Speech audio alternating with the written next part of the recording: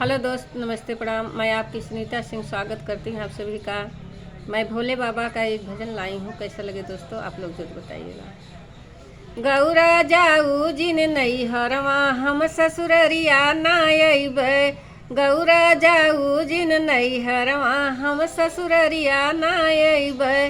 तोहरे नई हरवा गौरा महल अटारी। तोहरे नई हरवा गौरा महल अटारी।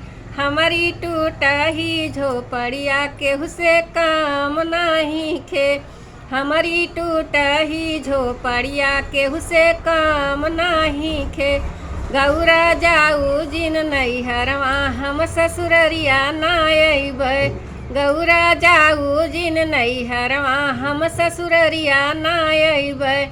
तोहरे नई हरवा गौरा पूड़ी मिठाई। तोहरे नई हरवा गौरा पूड़ी मिठाई।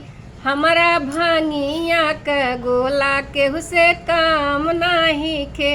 हमारा भांगिया क गोला केहू से काम नाही खे।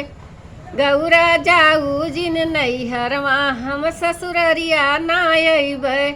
गौरा जाऊ जिन नई हरवा हम ससुररिया ना अइबै। तोहरे नई हरवा गौरा घोड़ा यौ हाथी। तोहरे नई हरवा गौरा हाथी यौ घोड़ा। हमारा बसाहा बैलवा केहू से काम नाही खे। हमारा बसाहा बैलवा केहू से काम नाही खे। गौरा जाऊ जिन नई हरवा हम ससुररिया ना अइबै।